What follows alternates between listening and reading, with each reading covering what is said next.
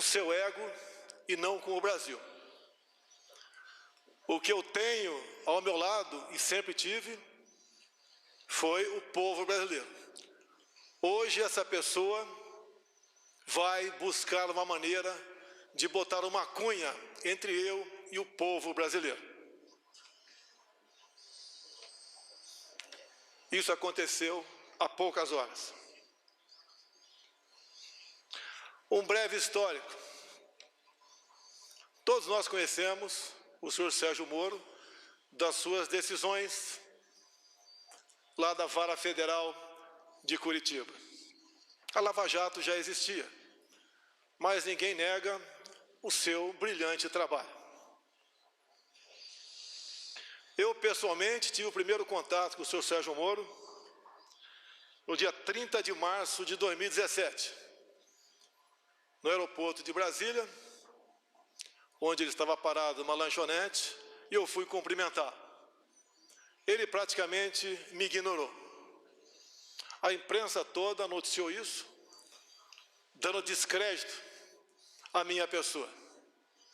Confesso que fiquei triste, porque ele era um ídolo para mim. Eu era apenas um deputado, humilde deputado, como é, ou como são, a maioria do que estão no parlamento brasileiro. Não vou dizer que chorei, porque estaria mentindo, mas fiquei muito triste. Para minha surpresa, alguns dias depois, eu estava em Parnamirim e recebi um telefonema dele, onde, obviamente, a sua consciência tocou e ele conversou comigo sobre o episódio. Eu dei por encerrado o assunto.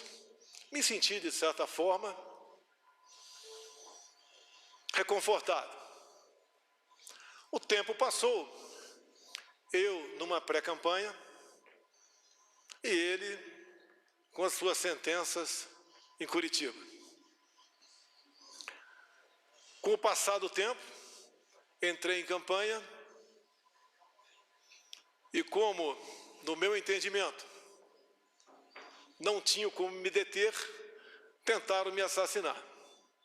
Obviamente, isso marca a história de uma nação, muito mais a minha vida, a da minha família, em especial da minha filha Laura, de 9 anos de idade.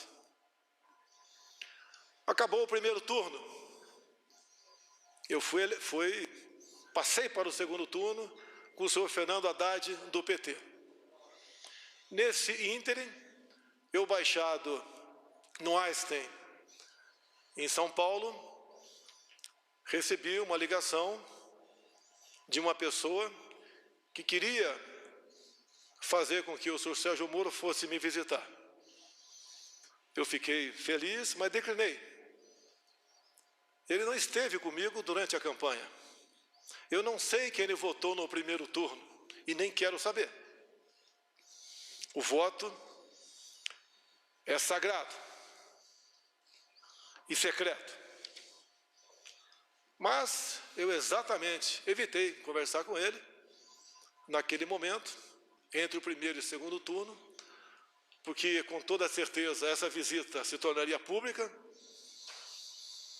e eu não queria aproveitar do prestígio dele para conseguir uma vitória no segundo turno. Após, então, a nossa vitória, a vitória da democracia, da liberdade, das eleições livres, eu recebi o senhor Sérgio Moro na minha casa, na Barra da Tijuca. Presente, ao meu lado, o senhor Paulo Guedes, um homem que já havia escolhido para ser ministro da Economia. E ali traçamos alguma coisa de como ele seria tratado caso aceitasse o nosso convite para ser ministro da Justiça. Obviamente, repito, ele não participou da minha campanha. Acertamos, como fiz com todos os ministros, vai ter autonomia no seu ministério. Autonomia não é sinal de soberania. A todos os ministros, e a ele também, falei do meu poder de veto. Os cargos chaves teriam que passar pelas minhas mãos e eu daria o sinal verde ou não. Para todos os ministros foi feito dessa maneira. Mais de 90% desses cargos que passaram pelas minhas mãos, eu dei o sinal verde. Assim foi também com o senhor Valeixo. Até ontem, diretor-geral da nossa honrada e gloriosa Polícia Federal. A indicação foi do senhor Sérgio Moro, apesar de a lei de 2014 dizer que a indicação para esse cargo e a nomeação é exclusiva do senhor presidente da República. Abri mão disso, porque confiava no senhor Sérgio Moro. E ele levou a sua equipe, ou trouxe a sua equipe aqui para Brasília. Todos os cargos chaves são de Curitiba, inclusive a Polícia Rodoviária Federal. Lógico, me surpreendeu. Será que os melhores quadros da PF todos estavam em Curitiba? Mas vamos confiar, vamos dar um crédito. E assim nós começamos a trabalhar. O senhor da imprensa bem sabe que eu não conto com a isenção, na maioria das vezes, por parte de vocês, nas matérias publicadas. Desde o começo, já se começou a falar que eu estava dificultando operações de combate à corrupção. Porque as operações, com muito menos intensidade, apareciam. Mas é óbvio que isso ia acontecer. Se as nossas indicações para ministérios, bancos oficiais e estatais não passavam por indicações partidárias, está na cara que a fonte da corrupção não era tão abundante quanto antigamente. Isso começou a bater sobre mim, como se eu tivesse contrário à Lava Jato. Isso não é verdade. As grandes operações da PF no passado foram em cima de estatais ou de empreiteiros que faziam obras e arrancavam recursos via bancos oficiais, em especial o BNDES. Nós botamos um ponto final nisso. Isso foi muito caro para mim. Poderosos se levantaram contra mim. E é uma realidade. É uma verdade. Eu estou lutando contra um sistema, contra o establishment. Coisas que aconteciam no Brasil praticamente não acontecem mais. E me desculpe a modéstia, em grande parte pela minha coragem de indicar um time de ministros comprometido com o futuro do Brasil. Continua não sendo fácil, mas pode ter certeza, hoje em dia, eu conto com muitos parlamentares dentro do Congresso Nacional que já comungam dessa tese, de vários partidos, exceto da extrema esquerda, porque o que eles querem, no final das contas, é roubar a nossa liberdade. No que depender de mim, não medirei esforço para que isso não aconteça. Dizer ao prezado ex-ministro Sérgio Moro, como o senhor disse hoje na sua coletiva, por 3 vezes, o senhor disse que tinha uma biografia a zelar. Eu digo a Vossa Senhoria que eu tenho um Brasil a zelar. Não apenas fiz um juramento quando sentei praça nos idos 1973, na Escola Preparatória de Cadetes do Exército em Campinas, em dar a vida pela minha pátria, se preciso fosse. Mais que a vida para a minha pátria, eu tenho dado. Eu tenho dado o desconforto da minha família. as acusações mais torpes possíveis, não só contra a minha família, bem como aqueles que estão ao meu lado. Falava-se em interferência minha na Polícia Federal. Ora as bolas, se eu posso trocar o ministro, por que não posso, de acordo com a lei, trocar o diretor da Polícia Federal? Eu não tenho que pedir autorização para ninguém para trocar o diretor ou qualquer um outro que esteja na pirâmide hierárquica do Poder Executivo.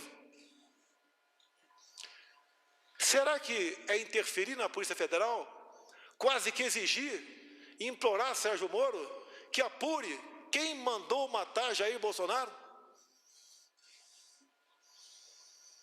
A PF de Sérgio Moro mais se preocupou com Marielle do que com seu chefe supremo. Cobrei muito deles aí. Não interferi. Eu acho que todas as pessoas de bem no Brasil querem saber. E entendo, me desculpe, senhor ex-ministro, entre o meu caso e da Marielle, o meu está muito menos difícil de solucionar. Afinal de contas, o autor foi preso em flagrante delito. Mais pessoas testemunharam, telefones foram apreendidos, 3 renomados advogados, em menos de 24 horas, estavam lá para defender o assassino. Isso é interferir na Polícia Federal?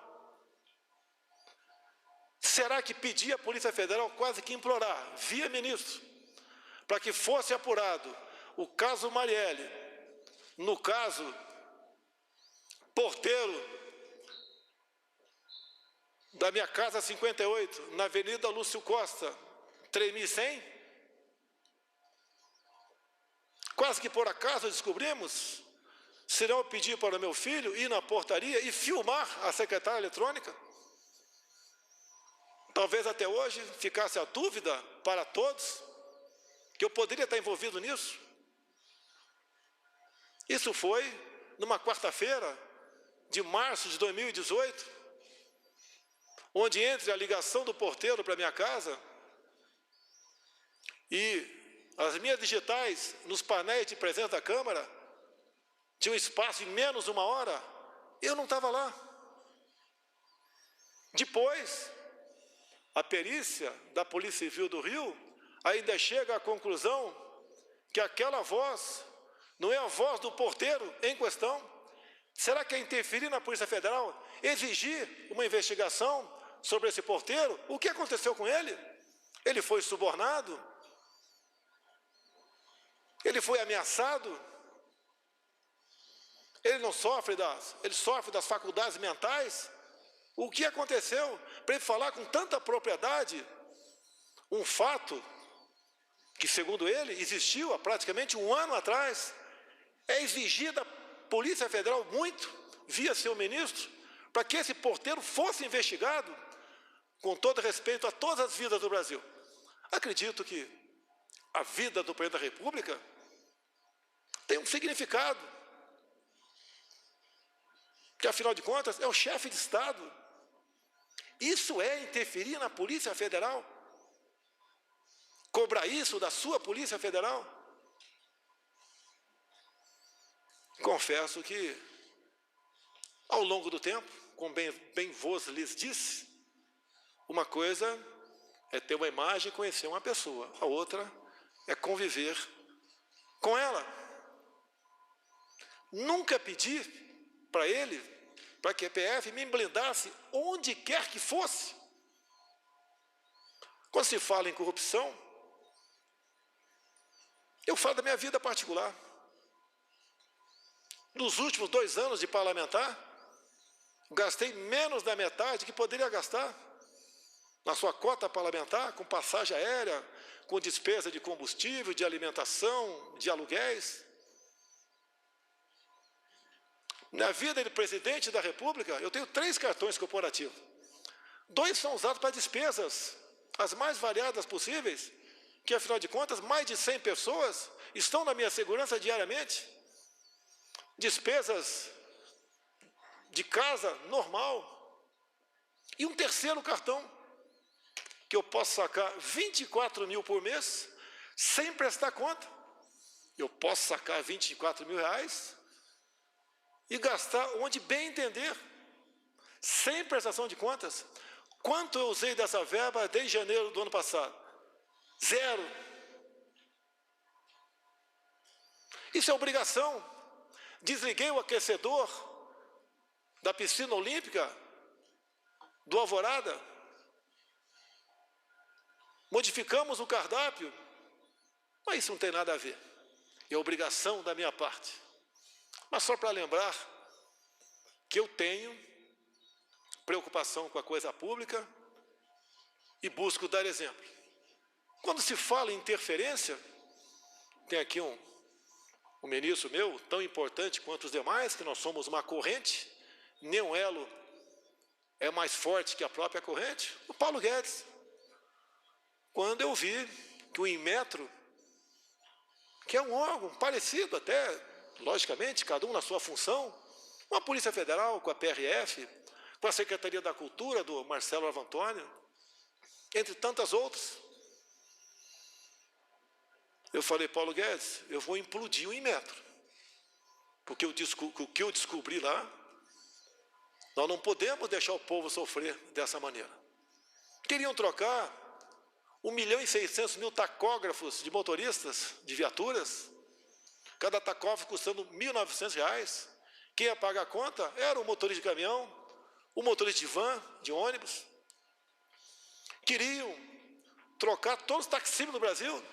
Só no meu estado, do Rio de Janeiro, 40 mil taxistas iam ter que comprar um novo taxímetro. Queriam um chip em cada bomba de combustível no Brasil, onde nós ficamos sabendo que não teria a sua devida eficácia. Não tem, essa conta não foi para o povo pagar. A obrigação do Inmetro é, obviamente, atestar a qualidade de muita coisa e, de preferência, obviamente, evitar onerar o nosso já sofrido povo brasileiro com a pesada carga de impostos que tem. Implodimos o Inmetro. E a Polícia Federal? Como publicado por vocês no dia de ontem, mas esqueçam a imprensa.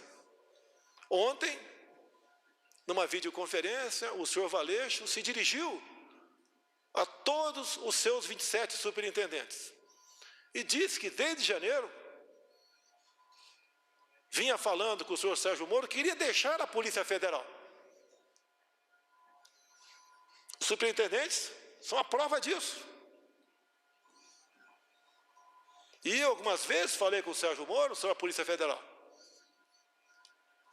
Quando eu me elegi, havia uma ideia por parte de policiais, muitos trabalhavam comigo, em torno de 60 em rodízio, eu tinha direito a isso pela legislação, até o maior efetivo, por ser o candidato com maior chance, e mesmo assim, apesar de todo o trabalho da Polícia Federal, não conseguiu evitar a tentativa de homicídio, mas eu digo, foi a Polícia Federal, com seu trabalho técnico, preventivo, que também foi um elo na salvação da minha vida. Porque a cada ponto, a cada esquina que eu passava, existia um plano da minha evacuação, caso sofresse alguma coisa. Então, a Polícia Federal, em primeiro lugar, eu devo a minha vida a esses homens, bem como alguns policiais militares de Brasília e do Rio que voluntariamente estavam lá em Juiz de Fora. E o que eu quero, o que nós queremos da Polícia Federal, que ela seja usada em sua plenitude, que as suas operações sejam, no mínimo, mantidas, no que depender de mim, potencializadas, que é com o trabalho dela que nós damos esperança, num primeiro momento, à população brasileira. O combate à corrupção, o combate ao crime organizado. E, como mesmo o senhor Valeixo disse que estava cansado, eu comecei a fazer gestões junto ao ministro para trocarmos o diretor-geral da Polícia Federal. Era a intenção dele, como ele declarou ontem, que desde janeiro queria sair. Nós cansamos, nós não somos máquinas. No dia de ontem, eu conversei com o senhor Sérgio Moro, só eu e ele, como na maioria das vezes nossas conversas, onde eu sempre abri o coração para ele. Eu já duvido se ele sempre abriu o coração para mim. Eu sempre disse aos meus ministros, a confiança tem que ter dupla mão. O ministro quer que eu confie nele, quer e tem razão, mas eu também quero que o ministro confie em mim. Sempre falei para ele, Moro, não tenho informações da Polícia Federal. Eu tenho que todo dia ter um relatório do que aconteceu, em especial nas últimas 24 horas, para poder bem decidir o futuro dessa nação. Eu nunca pedi para ele o andamento de qualquer processo, até porque a inteligência com ele perdeu espaço na justiça, quase que implorando informações.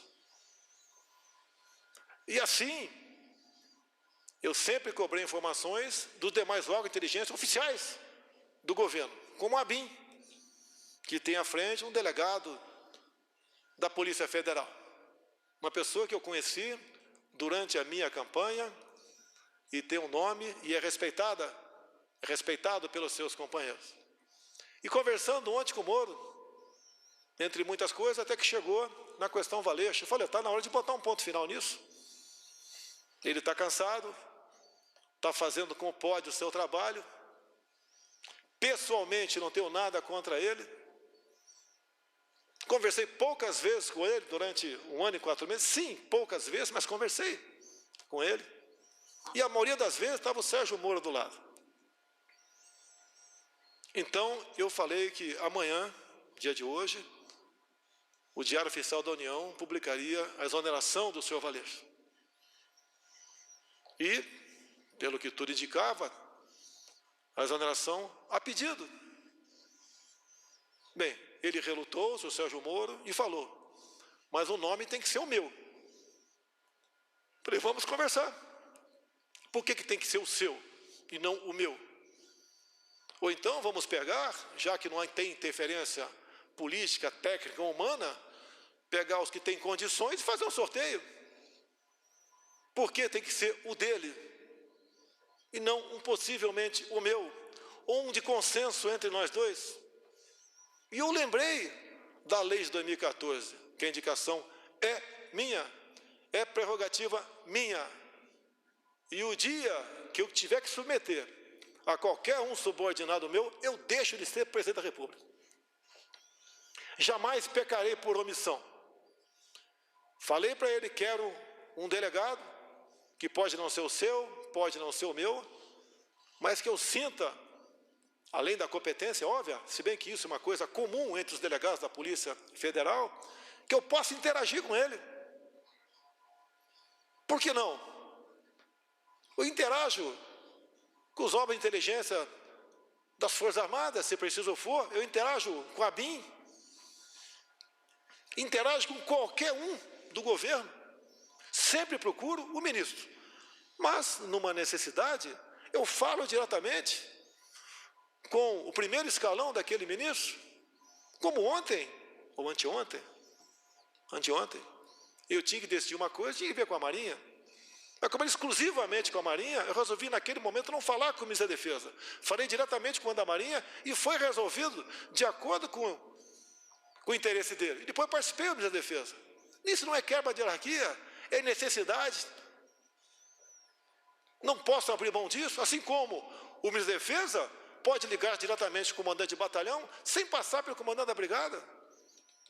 Se preciso for, depois ele participa, para evitarmos que venhamos ferir o princípio da hierarquia. E mais, já que ele falou em algumas particularidades, mais de uma vez, o senhor Sérgio Moro disse para mim,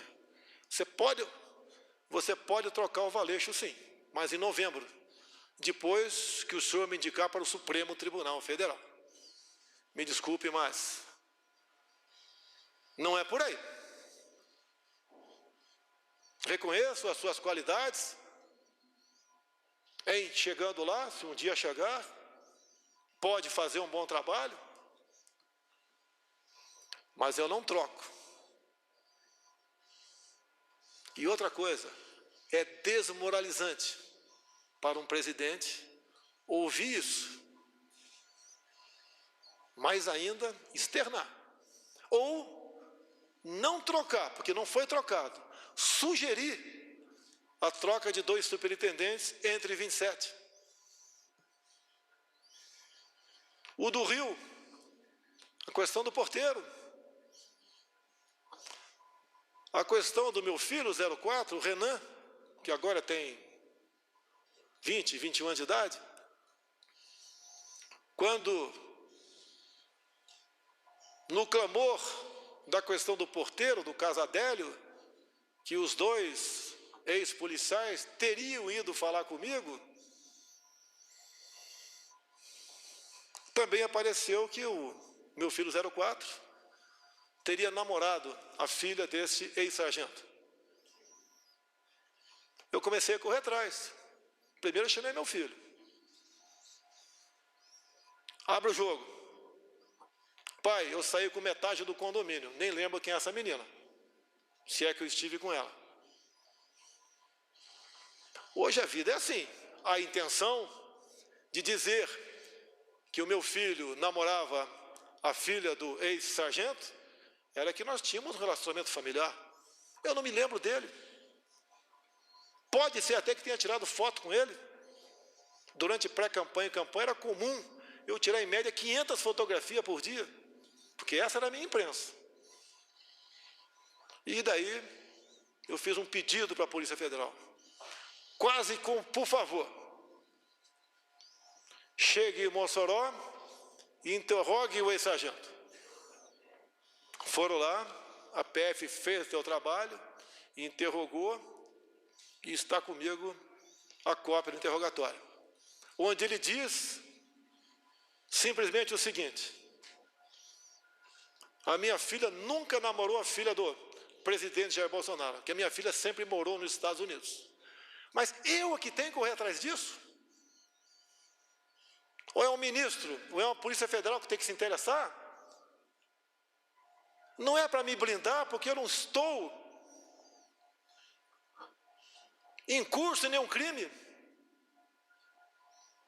A mídia, outras instituições já me botaram de cabeça para baixo, chacoalharam tudo. Levantaram até que com 5 anos de idade, revista Época, eu chamava uma mulher de gorda em Eldorado Paulista. Descobriram, eu nem sabia, que a avó da minha esposa já foi presa por 3 anos por tráfico de drogas. Confesso que não sabia. E se eu soubesse, teria casado com a senhora Michele assim mesmo. Fiquei sabendo, atrás de vocês também, que a mãe da senhora Michele cometeu um crime de falsidade ideológica. Na sua inocência, em vez de fazer uma cirurgia plástica para ficar mais jovem, né, mais bonita, ela resolveu fazer uma cirurgia na certidão de nascimento, diminuindo 10 anos a sua idade. Esse foi o crime dela. Se coloca em público isso daí para escrotizar, para dizer que ela não tem caráter. O caso Queiroz, eu conheço o Queiroz desde 1984, no 8º grupo de campanha paraquedista. Foi para a Polícia Militar. Depois de um tempo, fizemos amizade. Veio trabalhar comigo, com meu filho. O que porventura ele faz, ele responde pelos seus atos. Não foi por uma, foi por 2 vezes que o Queiroz teve dívida comigo. Me pagou com cheques. E não veio para minha conta esse cheque porque eu simplesmente deixei no Rio de Janeiro. Não estaria na minha conta. E não foram 24 mil reais, foi 40 mil reais. Desde o primeiro momento. Não é uma pessoa, porventura, faz algo de errado, está do nosso lado. Você tem que ser responsabilizado e o tempo todo ser cobrado por isso.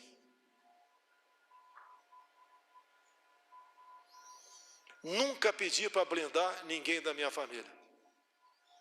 Jamais faria isso.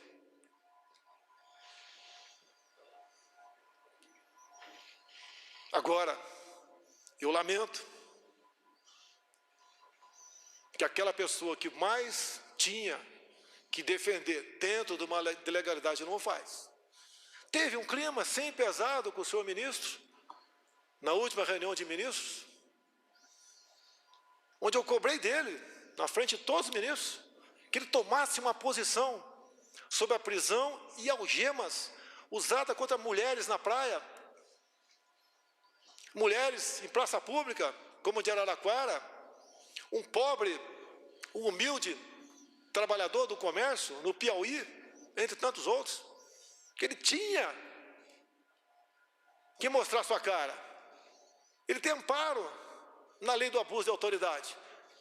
Essa lei, que por ser lei, não tem que ser questionada, discutida, tem que ser cumprida. Quem é contra ela, que apresente o MADIM junto ao órgão competente para que ele ajuize junto ao Supremo Tribunal Federal. A resposta dele foi o silêncio. Boas matérias, ele aparece, mas se omite. A minha vida, as minhas ações, muitas vezes, elas são de um arrebento, de explosão. Eu não posso admitir cercear o direito de ir e vir quem quer que seja. E a lei que fala sobre isso, no caso de pandemias, é alguém comprovadamente infectado. A decisão dessas medidas coercitivas cabem aos respectivos governadores e prefeitos. Assim decidiu o Supremo Tribunal Federal. E uma vez decidido, não cabe a mim questionar mais. Prefeitos, alguns governadores, em cima disso, estão cometendo tremendos absurdos. E o governo federal tem que se posicionar, tem que peticionar o Supremo Tribunal Federal, entrar com ações. E quem tem que fazer isso? O presidente? Ou o ministro da pasta responsável? Isso incomoda ele. É um ministro, lamentavelmente, desarmamentista, dificuldades enormes com decretos para facilitar para os CACs ou para aqueles que têm uma arma a compra de armamento, de munição.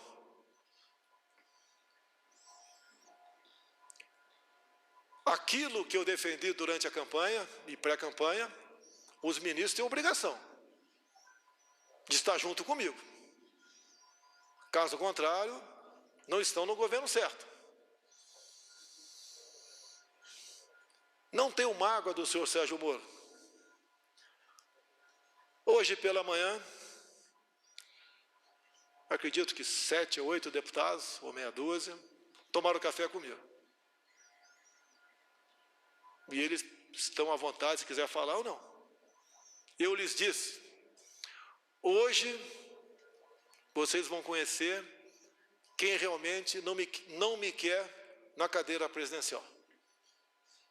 Esse alguém não está no Poder Judiciário, nem está no Parlamento Brasileiro. Não lhes disse o nome. Falei, vocês vão conhecê-lo às 11 da manhã. Repetindo a vocês. Veio com a cunha. Se ele quer ter independência, como eu tenho, autoridade, ou se quisesse, poderia vir candidato em 2018.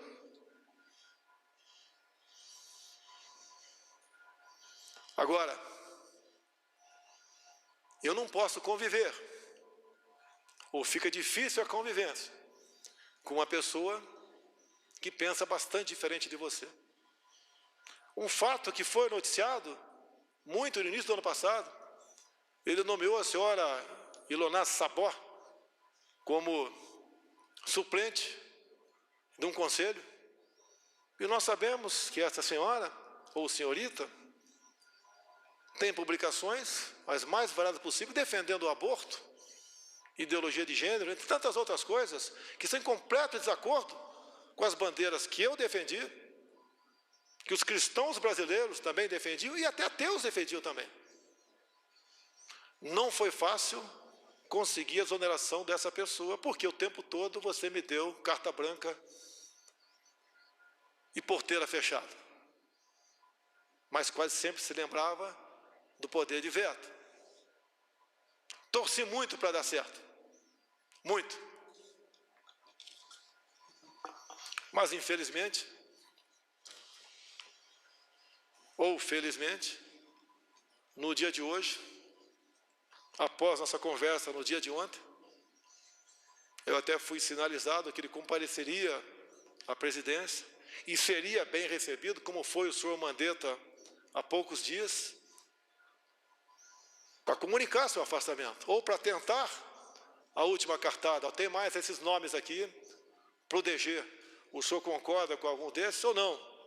E daí tomar uma providência. Eu sempre fui do diálogo. Vocês não vão encontrar nenhum ministro meu que vai dizer que eu impus qualquer coisa para ele.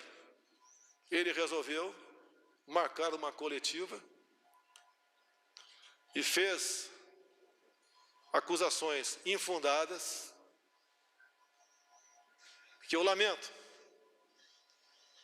Para muitos, vai deslustrar a sua tão defendida biografia. Nós que estamos na linha de frente, nós ministros, tem algo mais importante que a nossa biografia. É o bem-estar do seu povo, é o futuro dessa nação. Vamos levar, no sentido figurado, muito tiro na cara, mas vamos cumprir a missão. Aqui tem ministros que apanham todo dia, como Abrão Van Trauben, por exemplo. Outros apanham também, mas esse é um exemplo. Luta contra uma doutrinação de décadas, onde vem demonstrando que a educação do Brasil nunca teve tão mal. Não só as provas do PISA, bem demonstram que estamos em várias matérias em último na América do Sul, em último no mundo. Isso tem que ser mudado. Ele tenta e vem demonstrando com muito trabalho que não vale, senhores pais, senhoras mães, que seu filho tem um pedaço de papel escrito diploma. Ele tem que exercer aquele ofício. O diploma, hoje em dia, passou a ser apenas uma figura decorativa para alunos. Ele tem que ser um bom profissional e não um bom militante.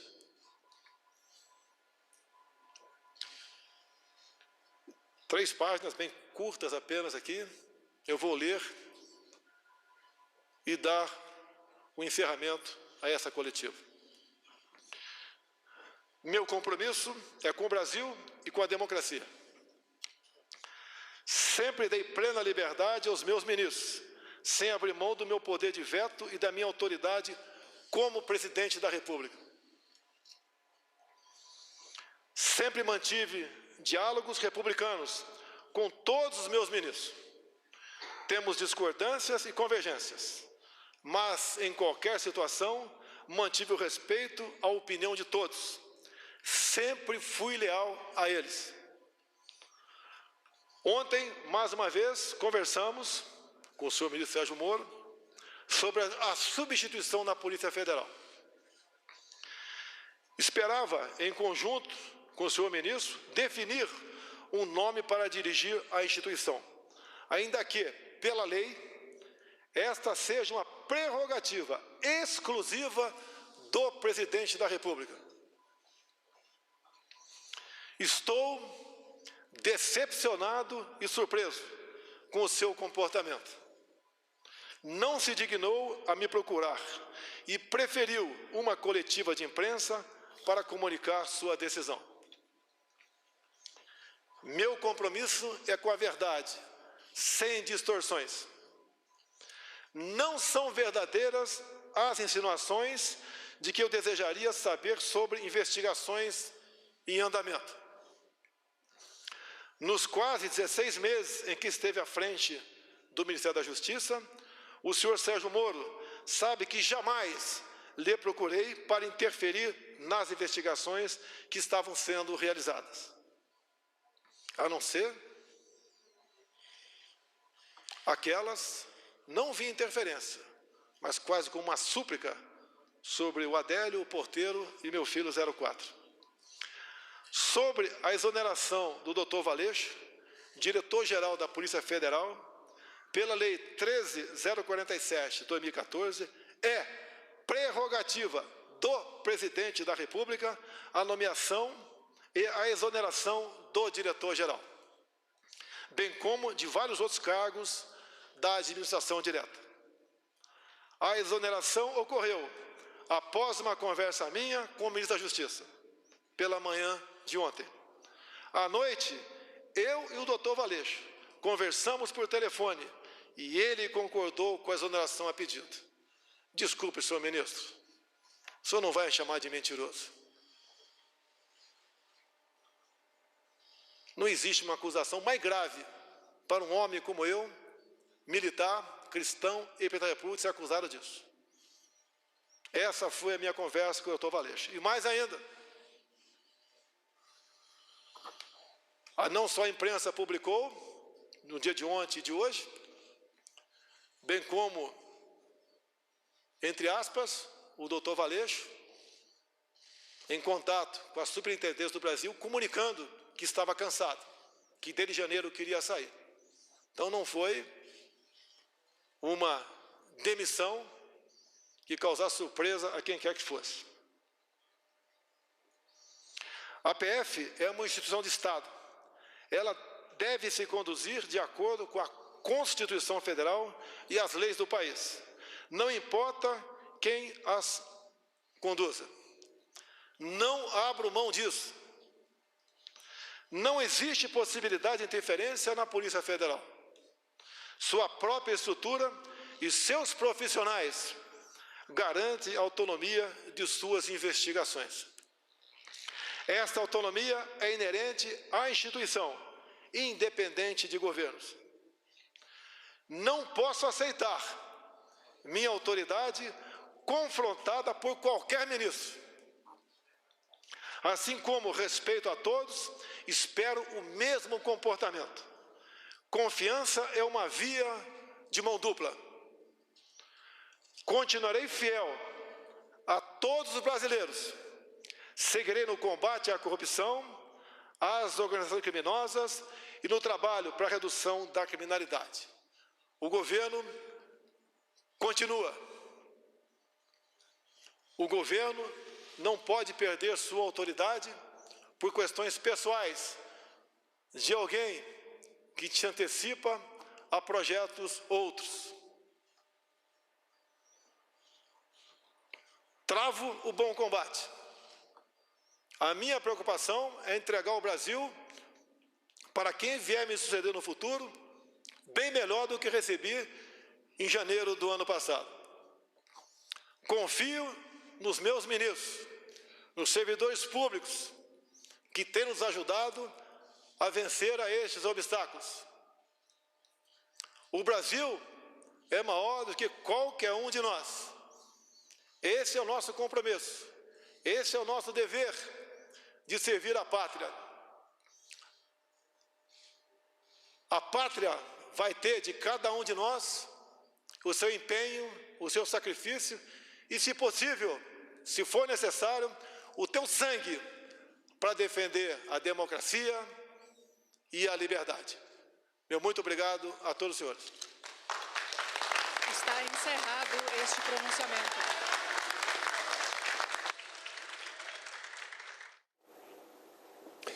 Você acompanhou com a gente, ao vivo, direto do Palácio do Planalto, o pronunciamento do presidente da República, Jair Bolsonaro. Continue agora com a programação da TV Brasil e siga bem informado também pelas nossas redes sociais.